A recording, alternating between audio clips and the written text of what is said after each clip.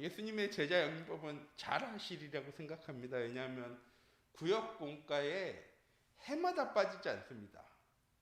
제가 유심히 보거든요. 해마다 구역 공과 내용 중에 이 예수님의 제자 양육이라는 내용이요, 해마다 빠지지 않고 항상 나옵니다. 그 말은 무슨 말이냐? 제자를 양육하는 또한 구역 사역자로서 예수님께서 어떻게 제자를 양육하셨는지, 그럼 나는 어떻게 제자를 양육해야 되는지를 말씀을 통해서 알아가기 위해서 매년 구역 공과에 예수님의 제자 양육이 들어가는데, 오늘은 그 첫 번째 두 가지만 말씀드리도록 할 거고요. 제일 중요한 건 이번 주 강단 말씀이죠. 목사님께서 영세전 그리스도라는 말씀을 주셨습니다. 하나님께서 예수 그리스도를 이 땅에 보내신 이유는 하나입니다. 왜 하나님께서 예수 그리스도를, 독생자 예수 그리스도를 이 땅에 보내셨습니까? 하나님께서 약속하셨습니다. 뭐라고 약속하셨습니까? 하나님께서 우리와 함께 하시겠다고 약속하셨습니다. 제가 자주 말씀드리잖아요. 그걸 보고 언약이라고 하는 거라고. 뭔가 조건을 걸어놓고 그 조건을 이행해야지 하나님 우리와 함께 하시는 게 아니고요. 하나님이 우리를 사랑하셔서 우리와 함께 하시기 위해서 죄 있는 인간은, 죄인된 사람은 절대 하나님과 함께 할 수 없기 때문에 하나님께서 직접 그 죄의 문제를 해결하시려고 자기 동생자 예수 그리스도를 이 땅에 보내셨습니다. 그리고 그 예수님께서 구약 성경에 말씀하신 그대로 십자가에 못 박혀 죽으심으로 그 피로 우리의 모든 죄의 문제가 해결되어졌습니다. 하지만 전 더 정확하게 말씀드리고 싶어요. 하나님께서 우리의 죄를요, 죄 없다라고 말씀하시는 거죠. 죄의 문제 해결되어졌다 하면은 지금 우리가 짓고 있는 죄랑 미래의 죄는 해결되어지는 게 아니잖아요. 근데 예수님께서 우리의 모든 과거와 현재와 미래의 문제를 해결하실 때 어떻게 해결하셨느냐? 너는 죄 없는 결백한 사람이야가 아니라 내가 너의 죄를 문제 삼지 않아. 내가 너를 심판하지 않을 거야. 우리는요, 심판 때 딱 올라가서 너는 이 죄를 지었고 이 죄를 지었고 이 죄를 지었는데 그래, 이 죄는 좀 가벼우니까 내가 경감을 시켜주고 그래, 넌 천국 갈 수 있어. 세상 사람들은 이렇게 생각하거든요. 네가 얼마나 착한 일을 많이 하고 성실히 살았고 열심히 살았어. 그러면 네가 지은 이런 죄들이 있지만 네가 한 선행이 훨씬 더 크니까 너는 천국 갈 수 있어 라고 세상 사람들은 생각합니다. 그래서 선행하고 열심히 살고 바르게 살아가요. 하나님 뭐라고 얘기하시냐면요, 너는 심판받지 않아. 이미 사망에서 생명으로 옮겨졌어. 천국에 갈 수 있는 조건은 너무나도 간단합니다. 죄가 없이 깨끗한 사람이 아니고요, 하나님께서 죄 없다 말씀하는 사람이 천국 갈 수 있는 겁니다. 하나님께서 십자가에 못 박혀 죽으심으로 예수 그리스도를 통해서 우리의 모든 죄의 문제를 다 해결하셨어요. 그리고 말씀하신 거예요. 넌 더 이상 죄 있는 사람이 아니야. 너 더 이상 죄인 아니야. 내가 너와 함께하기 위해서 네 모든 죄를 다 해결했어.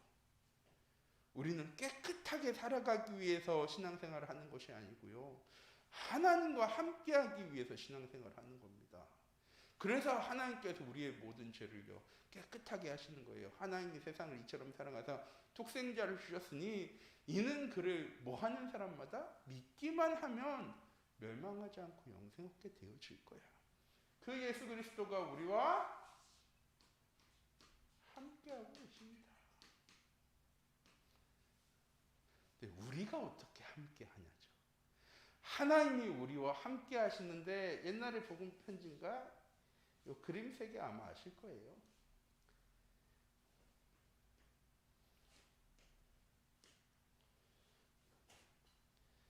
내가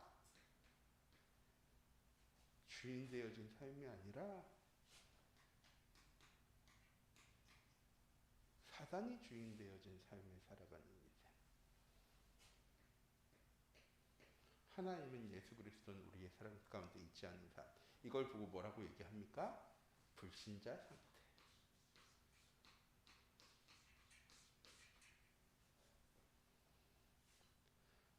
하나님을 믿고 하나님의 자녀는 되어졌는데 하나님이 예수 그리스도가 인생의 주인이 되어지는 것이 아니라 내가 인생의 주인이 되어지는 삶,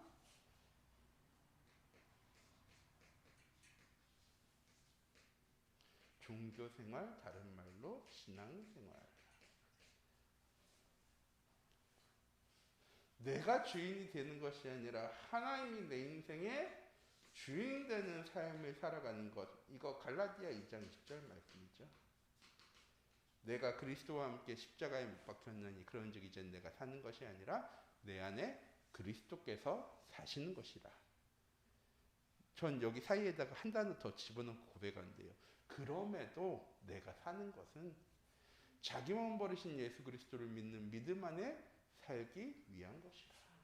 내 인생의 주인이 그리스도가 되어지고 나는 순례자의 삶을 살아가는 삶. 이게 하나님의 자녀의 삶입니다. 우리는 어떤 삶을 살아가야 합니까? 당연히 이 삶을 살아가야죠. 이 삶을 살아가기 위한 가장 중요한 부분이 무엇입니까? 목사님 동행에 대해서도 말씀하시고 강단을 통해 이렇게 말씀 주셨는데 제일 중요한 건 우리 삶의 우선순위를 어디다 두는가요? 우리 참빛교회 모든 성도님들이 이번 한 주간 내게 주신 언약의 말씀 붙잡고 나아가면 되어집니다. 우리는 자꾸 뭔가 계획하거든요. 더 나은 것을 위해서, 더 나은 삶을 위해서, 다른 사람들에게 인정받기 위해서, 성공하기 위해서 자꾸 내가 뭔가를 계획하고 살아갑니다. 그리고 맛보죠, 좌절을. 그리고 생각합니다. 아, 내가 돈이 없으니까. 아, 내가 힘이 없으니까. 아, 내가 지식이 부족하니까. 우리 집에 배경이 없으니까. 이것들이 이루어지지 않은 거야. 근데 하나님의 자녀는 아, 이거 하나님의 계획이 아니었나 보다. 언약 붙잡으면 하나님의 절대 계획 속에 들어가기만 하면 내가 있는 모든 현장 속에서 응답받게 되어지는데 그게 하나님께서 예수 그리스도를 이 땅에 보내신 이유입니다. 복음은 무엇이냐? 야, 죄 지어도 괜찮아. 잘못해도 괜찮아. 실수해도 괜찮아. 어제 친한 목사님들 만나가지고 얘기하면서 전 또 그렇게 얘기했어요. 복음은 잘못하는 게 복음, 용서하는 게 복음이 아니야. 실수해도 괜찮아. 죄 지어도 괜찮아. 나쁜 짓 해도 괜찮아. 왜 너 하나님의 자녀잖아. 이게 복음입니까? 아주 말씀드리죠. 복음은 어제까지 실수하고 넘어지고 낙심하고 죄짓고 죄인 가운데 있었더라도 복음을 깨닫고 그 복음으로 새롭게 시작할 수 있는 것이 복음입니다. 하나님과 함께할 때 우리의 삶이 새로운 삶으로 새로운 피조물로 거듭나는 삶을 살아가는 것이 복음이죠. 그래서 우리는요, 언제든지 지금 이 시간에라도 다시 깨닫고 하나님께 나아가기만 하면 하나님의 절대 계획 속에, 절대 예정 속에, 절대 제자의 응답을 누리며 살아갈 수 있게 되어지는 것입니다. 이게 진짜 복음인 거죠. 저는 우리 참빛교회 모든 성도님들이 복음 누리는 삶을 살아가셨으면 좋겠어요. 왜? 그러면 세상 사람들에게 얘기할 수 있거든요. 내가 이전에는 죄인이었고, 내가 이전에는 연약한 사람이었고, 내가 이전에는 부족한 사람이었어. 너희들 잘 알잖아. 그런데 내가 하나님 믿고 복음을 알고 하나님의 자녀 되어진 순간 난 새롭게 시작되어졌어. 하나님도 똑같아. 너희가 지금까지 어떤 모습을 살았냐가 중요한 게 아니라 지금이라도 복음을 붙잡고 하나님을 알고 복음을 누리는 사람이 되어질 때 하나님 그때부터 시작해 나가실 거야. 전도하러 나갔을 때 많은 사람들이 그렇게 얘기했어요. 예수님 믿으세요. 부인들도 어렸을 때 신앙생활 했대요. 그런데 잘못한 게 너무 많아서 하나님 믿는 거를 할 수 없다고. 내가 좀 바르게 살고 내가 잘 산 다음에 신앙생활 하겠다고. 대신에 내 자녀한테는 복음을 전해달라고. 우리 참빛교회 모든 성도님들, 복음은 90세가 넘어서 이제 임종 직전에 있어도 아무 상관없는 겁니다. 마태복음 성경 말씀이 나와져 있잖아요. 예수님께서 십자가에 못 박혀 죽으실 때 양편에 있던 그 강도들, 그 사람들은 정말 죄를 지어서 십자가에 못 박히는 거였거든요. 이스라엘 형벌 중에 가장 잔인한 형벌이요, 이 십자가에 못 박혀 죽는 겁니다. 그런데 예수님 옆에 있는 강도들은요, 정말 죄를 지어서 십자가에 못 박혀 죽는 거였어요. 왼쪽에 있는 제수가 얘기합니다. 우리 죄인인데 당신은 얼마나 큰 죄를 지었길래 우리랑 같은 이런 십자가형을 당했냐고. 당신 정말 악한 사람이라고. 오른편에 있는 죄인이 얘기합니다. 우리는 죄인이 맞는데 예수님은, 당신은 이 죄에 있어서 이 십자가에 박혀 죽이시는 게 아니지 않습니까? 만약 죽으시고 천국에 가실 때, 낙원에 갈 때 나를 기억해 주세요라고요, 예수님한테 고백합니다. 그때 예수님 뭐라고 얘기하십니까? 네가 죽어서 나와 낙원에 있으리라. 그렇게 죄 많이 지은 사람인데 단 한 번의 믿음의 고백이었는데, 인생의 마지막 한 번의 고백이었는데 예수님은 그 고백을 통해서 무엇입니까? 너 천국 가게 되어질 거야 라는 말씀이거든요. 우리 참빛교회 모든 성도님들, 이 약속을 믿고 이번 한 주간도 언약 따라갈 수 있는, 새로운 시작할 수 있는 한 주간 되시기 바랍니다. 계속 새로운 시작해도 상관없습니다. 실수하고 다시 시작하고, 넘어지고 다시 시작하고. 하나님 그런 우리를 바라보시면서 왜 이렇게 끈기가 없니? 왜 이렇게 지속을 못하니? 그런 하나님 절대로 아니세요. 그래, 내가 너에게 새 힘을 줄게. 내가 너에게 독수리 날개치며 올라간 같은 새 힘을 너에게 줄게. 우리 새롭게 시작하자. 우리 참빛교회 모든 성도님들, 창세전에 영세전에 감추어졌어요. 그래서 세상 사람들은 절대 보지 못하는 거예요. 그런데 이제는 그리스도를 아는, 그리스도를 믿는 나에게 나타나신 바 되어진 이 예수 그리스도를 믿는 믿음 안에 거하는 한 주간 되셨으면 좋겠습니다. 그냥 알고 이해하는 믿음이 아니고요, 진짜 나의 삶 속에 하나님이, 예수 그리스도가 나와 함께 하시는 그런 삶을 살아갈 수 있는 전도자의 삶의 응답 가운데로 나아가기 원합니다. 자, 오늘 제자행동 1번입니다. 예수님께서 오늘 말씀에 이렇게 얘기하시죠. 너희가 이제는 물고기 낳는 어부가 아니라 사람 낳는 어부가 되어질 거야. 예수님께서 어떤 제자들을 선택하셨습니까? 첫 번째, 지식이 있고 배경이 있고 능력이 있는 제자들을 선택하셨습니까? 아니거든요. 힘이 있고 가진 것이 많고 성공한 사람들을 예수님께서 제자로 부르셨습니까? 그것도 아니었습니다. 세상 사람들한테 인정받고 세상 사람들이 존경하고 세상 사람들 가운데서 정말 중요한 사람이야 하는 사람들을 예수님이 선택하셨습니까? 우리는 쉽게 생각하자. 이런 거 있으면 복음 전하기 훨씬 편하잖아. 그렇죠? 세상의 인정, 전 그런 거 조금 느껴요. 전에도 말씀드렸는데 그 정용진 SSG 그 회장이, 부회장이죠. 그 한국 시리즈 우승한 다음에 맨 마지막에 우리가 우승하게 되어진 건 이 함께 모인 여기 있는 우리 팬들 덕분이고 이 모든 영광은 하나님께 돌립니다. 딱 얘기할 때 저는 소름 탁 돋으면서 아, 나도 SSG 팬을 할까라는 생각을 할 정도로, 그래, 영향력 있는 사람이 믿음 한번 고백하는 것이 참 중요하다라는 생각을 합니다. 그런데 예수님께서는요, 그런 사람을 선택하지 않으셨어요. 예수님 누구 선택하셨습니까? 글자 하나 모르는. 생각해 보세요.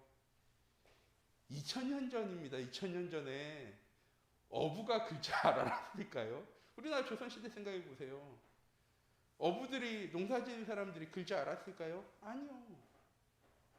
글자 하나 모르는 사람들이에요. 거의 문맹 같은 사람들이에요. 지식도 없고 배경도 없고, 마태 같은 경우에는요, 세리였습니다. 세금 걷는 사람. 모든 사람들에게 무시당하는 사람. 왜? 그냥 세금 걷는 게 아니잖아요. 나라에서 1만 걷어오라고 그러면 열을 거둔 다음에 하나 바치고 나머지 한 다음에 다 자기가 축적하는 사람들이 세리여서요. 유대인들도 세리를 너무나도 싫어했어요. 그런데 예수님은 제자로 부르십니다. 하나님의 선택 기준은 뭘까요? 그러면 그래, 밑바닥에 있는 사람들을 내가 확실히 끌어올려서 이 사람들을 통해서 내가 전도운동 해야지. 하나님께서 그걸 위해 선택하셨습니까? 아니요. 예수님의 모든 선택은요, 하나님의 계획이었습니다. 배경이 중요한 것이 아니고 지식이 중요한 것도 아니었어요. 내가 능력이 있으니까 내가 너희를 끌어올려서 내가 너희를 진짜 세상 사람들이 인정할 만큼 그런 사람을 만들어서 내가 할게. 하나님 그러시지도 않으셨어요. 누가처럼 의사였던 사람들도 있어요. 지식 있는 사람들도 있었어요. 바울 같은 사람들도 있었어요. 브리스가와 아굴라 같은 사람들도 있었어요. 하나님께서 우리를 선택하실 때 기준은 무엇입니까? 하나님의 계획입니다. 어떤 계획입니까? 전 요한복음 3장 16절이라고 생각해요. 하나님 세상을 이처럼 사랑하사 독생자를 주셨으니 누구든지 그를 믿는 자마다. 우리 참빛교회 모든 성도님들, 하나님이 우리를 쓰시는 가장 큰 선택의 기준은 무엇입니까? 우리의 믿음입니다.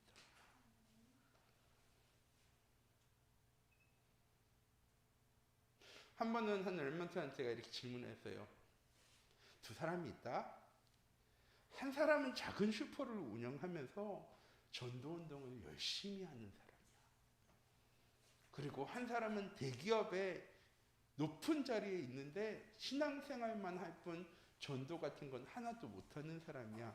자, 하나님은 이 두 사람을 바라보시면서 누구를 더 기뻐하실까?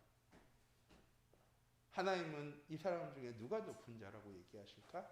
라고 얘기할 때 사람들이 대부분 누구라고 얘기했을까요? 작은 슈퍼를 운영하면서 전도운동하는 사람이 하나님이 기뻐하는 사람일 것 같다라고 얘기를 했어요. 그때 저는 얘기합니다. 아니야. 하나님은 두 사람 다 바라보시며 기뻐하셔. 왜? 지금 우리의 모습을 보시면서 하나님 우리의 삶을 인도해 나가시는 게 아니고요. 우리가 복중에 짓기 전에 태에서 나오기 전 하나님이 계획하셨대요. 그리고 지금도 우리와 함께하고 계시고 하나님이 미래의 모습까지도요. 다 알고 계신대요. 우리의 지금의 모습이 연약하고 힘이 없고 믿음이 없는 모습처럼 보여지지만 하나님은요. 우리의 미래까지 다 알고 계신대요. 그래서 우리를요. 지금 우리를 바라보시며 전도 제자라 얘기하시는 거예요. 장로님들 기억나실지 모르겠어요. 한 2년 반쯤 전에 목사님께서 오후 예배 시간에 70인 제자, 세계 살려나갈 70인 제자라 얘기하시면서 우리 참빛교회 모든 장로님들은 세계 살려나갈 70인 제자입니다 라고 얘기했더니 장로님들이 호호호호 웃으셨어요. 아니, 우리가 할 수 있는 게 아무것도 없는데 우리가 어떻게 세계 살려나갈 70인 제자입니까? 라는 의미를 담은 호호호호였거든요. 근데 전 그때 맞아요. 하나님 우리 참빛교회 모든 장로님들을 통해서 권사님들을 통해서 안수 집사님들을 통해서 렘넌트를 통해서 하나님 237 전도하고 세계복음화 해 나가실 거예요.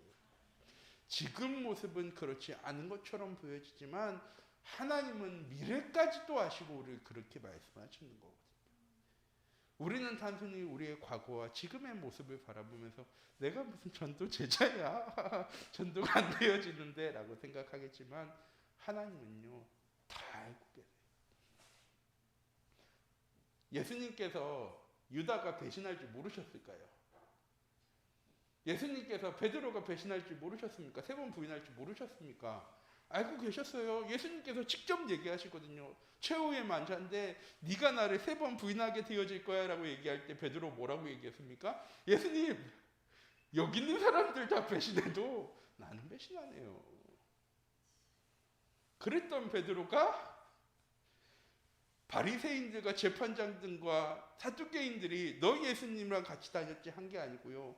조그만 꼬마 여종 하나가 여자애 하나가 가서 나 당신 예수님이랑 같이 한 거 본 것 같아. 자리를 슬쩍 피해요.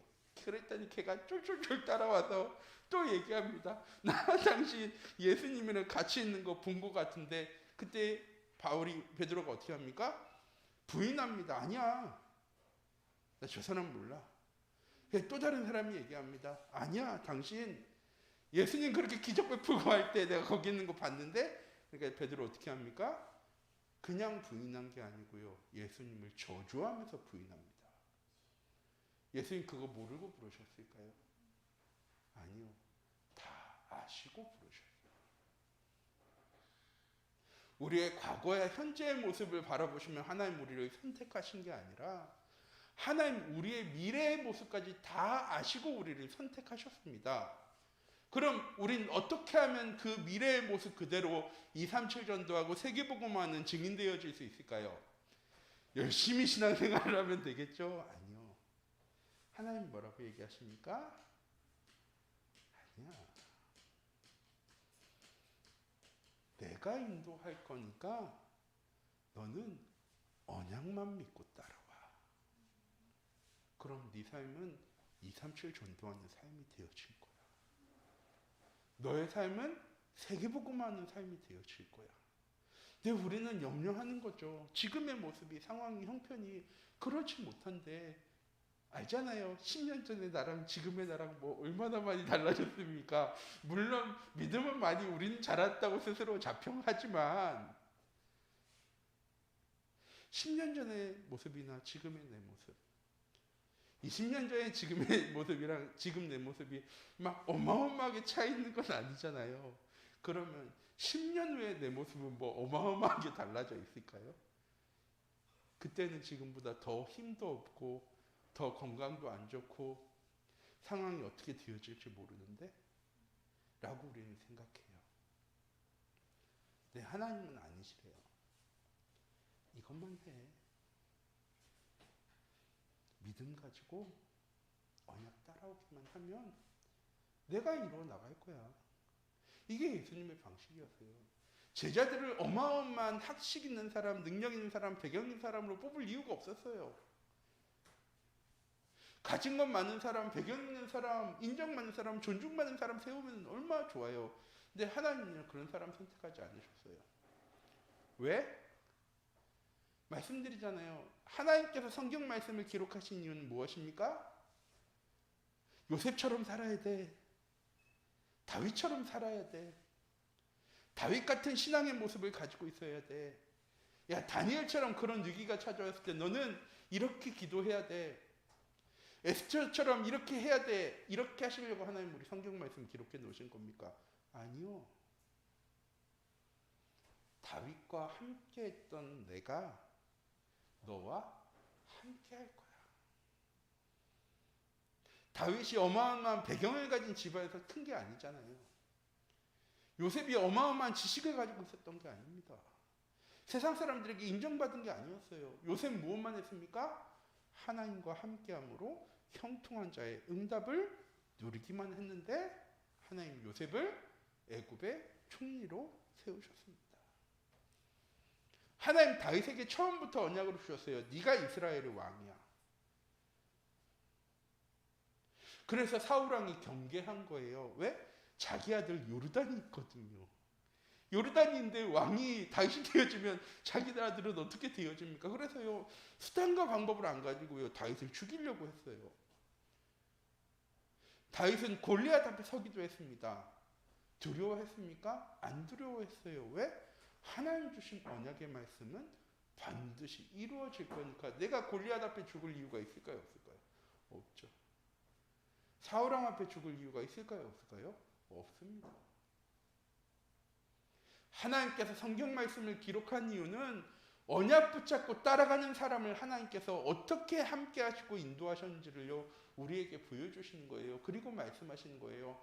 그것처럼 내가 너와 함께 한다면, 네가 언약 붙잡고 그녀 언약 붙잡은 그대로 따라오기만 하면 요셉이 응답받은 것처럼, 다윗이 응답받은 것처럼, 엘리야와 엘리사가 응답받은 것처럼 에스더가 응답받은 것처럼, 다니엘이 응답받은 것처럼 너도 응답받게 되어질 거야. 나 그런 하나님이야. 하나님 누구신지를요 알려주시려고 하나님 성경 말씀을 기록하셨습니다. 우리 참빛교회 모든 성도님들, 우리는 이미 하나님의 선택을 받은 사람입니다. 선택받아야 되는 사람 아니에요. 우리 선택받으려고 열심히 노력하거든요. 거룩하게 살려고 노력하거든요. 회개기도도 많이 하거든요. 아니에요. 전 우리 참빛교회 모든 성도님들이 복음으로 자유하셨으면 좋겠습니다. 그게 제일 중요한 거예요. 아까 말씀드렸죠. 복음은 괜찮아가 아니에요.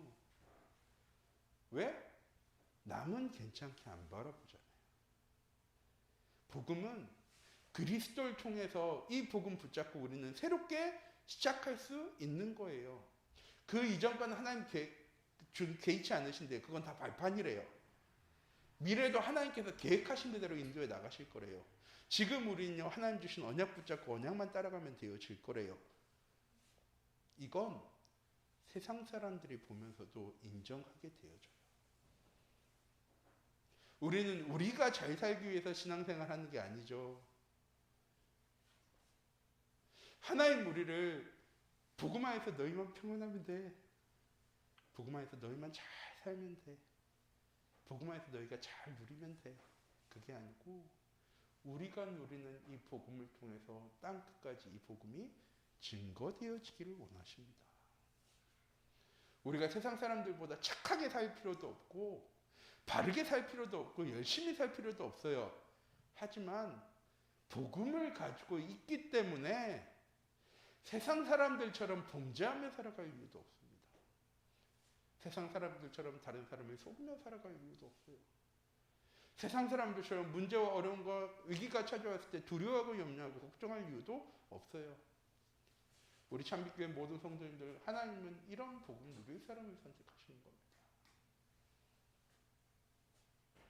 자, 그러면서 예수님께서 하신 게 무엇이냐? 몇 년 동안 동거하셨습니까? 예수님께서 제자들이랑? 이런 건 알아야 됩니다. 예수님 30살에 공생애를 시작하셔서 3년 동안 제자들과 함께 하셨어요. 제자들이랑 같이 자기도 하고 먹기도 하고 보여주셨어요. 그런데 제가 생각하는, 성경 말씀을 읽으면서 제가 생각하는 예수님께서 제자들에게 동거하면서 보여준 가장 첫 번째는 무엇이냐? 예수님의 모든 발걸음은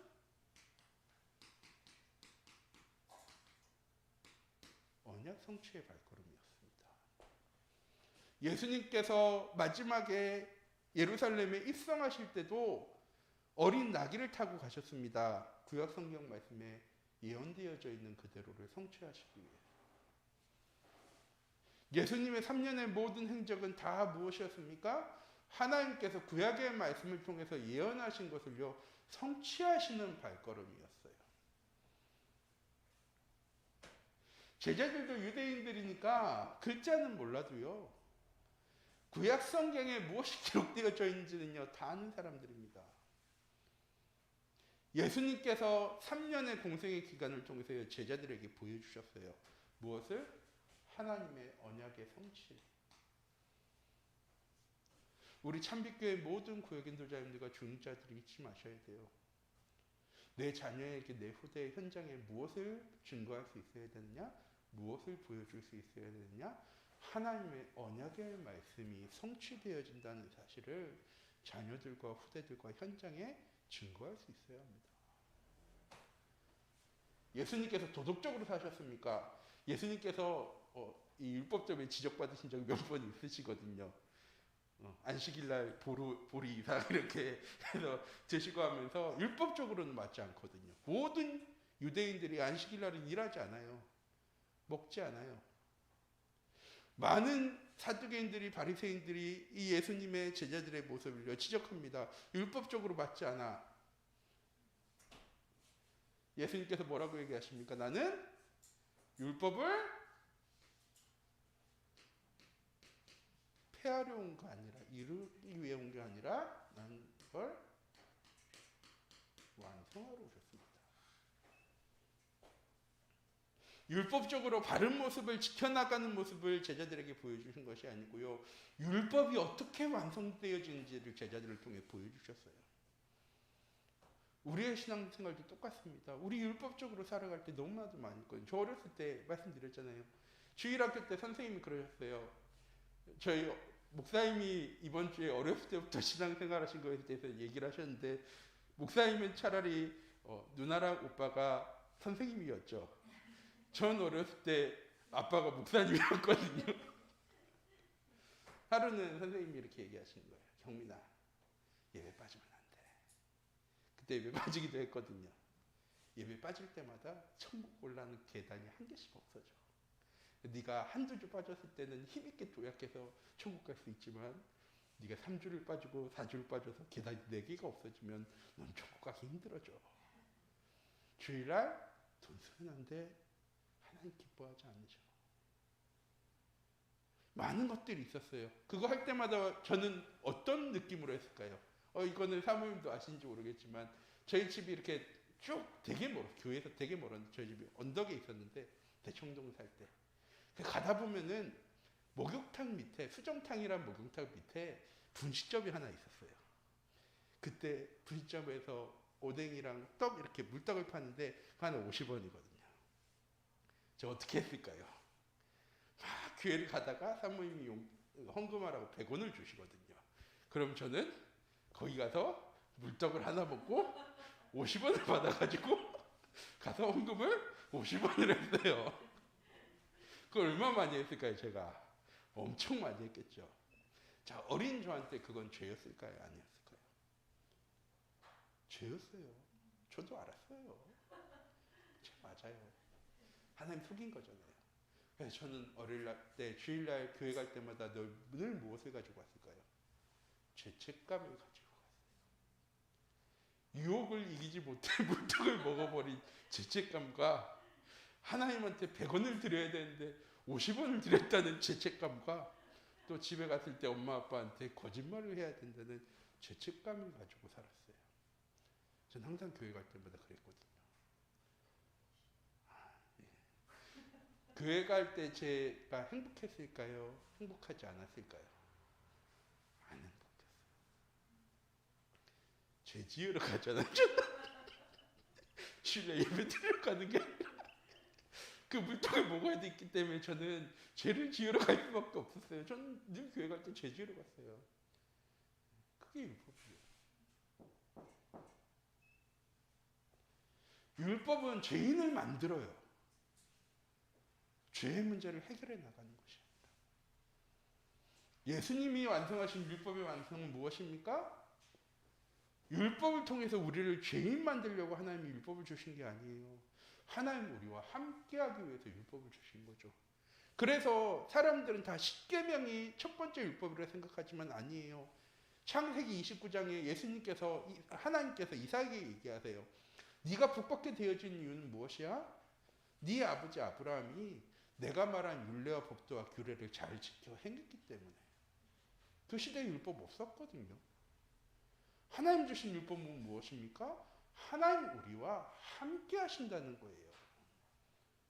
예수님께서 완성하신 율법이 무엇입니까? 네가 율법으로 바르게 살고 착하게 하고 선하게 살아야 되는 게 아니라 내가 너와 함께하면 그 문제 끝이야. 예수님 공생의 기간을 통해서 제자들에게 이걸 보여주신 거예요. 율법대로 살아가는 게 천국 가는 것이 아니라 하나님이 함께하는 사람이 천국 가게 되어지는 거야. 하나님을 믿는 믿음 가운데 거하는 사람이 구원받게 되어지는 거야. 그리고 동거하시면서 예수님께서 제자에게 세상을 바라보는 눈을 바꿔주셨어요. 하루는 바리새인이 얘기합니다. 우리가 가이사한테 세금을 주는데 그 가이사에게 세금을 주는 것이 맞습니까? 아니면 하나님께 드리는 게 맞습니까? 예수님께서 뭐라고 얘기하십니까? 하나님의 것은 하나님의 것으로, 가이사의 것은 가이사에게로. 공생의 기간 동안 예수님께서 제자들을 통해서 무엇을 보게 하십니까? 세상을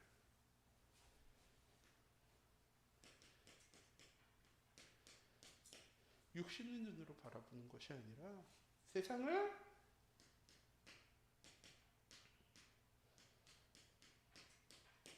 영적인 눈으로 바라보게 하셨습니다. 율법의 눈으로 바라보던 세상을,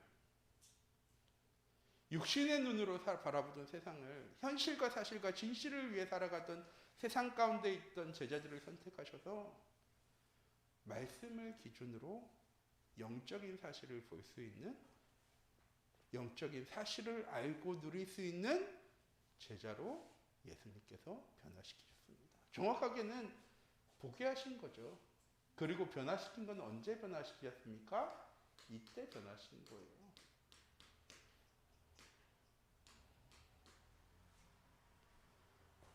그래서 베드로가 실수한 게, 예수님 부인한 게 문제가 되어지지 않는 거예요. 왜?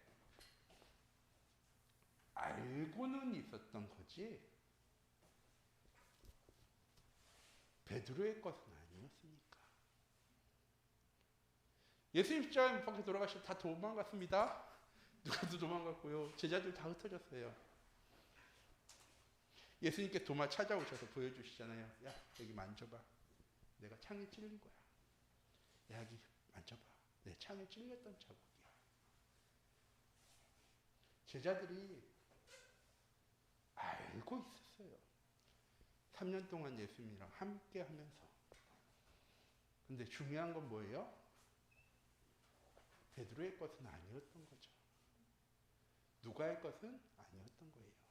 제자들의 것은 아니었어요. 그런데 갈보리산에서 예수님께서 십자가에 못 박혀 죽으실 때, 감람산 40일 동에서 오직 그리스도, 오직 하나님의 나라, 오직 성령 충만에 대해서 말씀하셨을 때, 마가다락방 4장 2장에 예수님께서 말씀하신 그대로 오순절날 주의 성령 충만함을 체험하는 순간,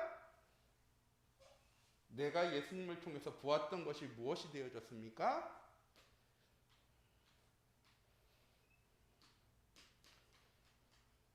은과 금은 내게 없지만 내게 있는 것을 내게 주노니 곧 나사렛 예수 그리스도의 이름으로 일어나 걸으라. 4장 12절. 천하 인간의 구원 얻을 만한 다른 이름을 우리에게 주신 적이 없습니다. 알았던 건데 갈보리산과 감람산과 마가다락방의 응답을 체험한 순간 베드로에게 나의 것이 되어졌어요. 강단을 통해서 우리에게 주신 말씀을 우리가 알아가는 거예요. 그래서 예배가 중요한 거예요. 알지 못하면 그런 응답이 왔을 때 운이 좋아서 다행히도 라고 얘기하게 되어지는데, 아는 순간 하나님 주신 말씀이 성취되어지는 것을 확인하게 되어지니까. 우리 참빛교회 모든 성도님들, 예수님께서 제자양을 어떻게 하셨습니까? 함께 하시면서. 우리 참빛교회 모든 성도님들, 우리도 하나님과 함께 하고 있습니다. 그리고 말씀을 통해서 하나님 우리에게 알려주시는 거예요. 기도하시기 바랍니다. 나와 내 자녀에게 갈보리산의 언약이, 감람산의 시간표가, 마가다락방의 역사가 시작되어져서 내 것을 가지고, 하나님이 주신 나의 것을 가지고 현장 속에 증인되어질 수 있도록 해달라고. 그거 하는 게 가장 빠른 내가 237 전도하는 루트입니다. 이게 가장 빠른 내가 237 전도할 수 있는 루트예요. 스펙을 쌓고 뭔가 준비하고 배경을 만들고 하는 것이 237 전도가 되어지는 과정이 아니라, 내게 주신 언약의 말씀 붙잡고 따라가면서 나의 현장 속에 갈보리산이 체험되어지고, 감람산이 체험되어지고, 마가다락방이 체험되어질 때, 내 자녀들에게 이 체험이 시작되어질 때 우리 참빛교회를 통해서 237 전도의 응답이 시작되어질 줄 믿습니다. 기도하도록 하겠습니다. 사랑의 하나님, 이 시간 기도합니다. 우리 참빛교회 모든 성도님들을 통하여서 내가 하나님께 선택받은 사람이라는 사실, 배경이 좋고 능력 있고 힘이 있어서가 아니라 하나님께서 나를 통해 하나님의 언약의 말씀을 성취하시기 위해서 나를 부르셨다는 사실. 그리고 말씀을 통해서 하나님 제자들과 동거하신 것처럼 하나님 매주 말씀을 통해서 우리에게 하나님의 말씀을 전달하고 계신다는 사실. 이 사실을 알고 누리기 시작할 때 우리의 삶 속에 갈보리산의 언약이, 감람산의 언약이, 마가다락방의 언약이 성취되어질 줄 믿습니다. 우리 참빛교회 모든 성도님들을 통해서 237 전도가 되어지는 하나님 그 응답과 축복이 바르게 회복되어지고 시작되어질 수 있도록 하나님 인도하여 주시옵소서. 살아계신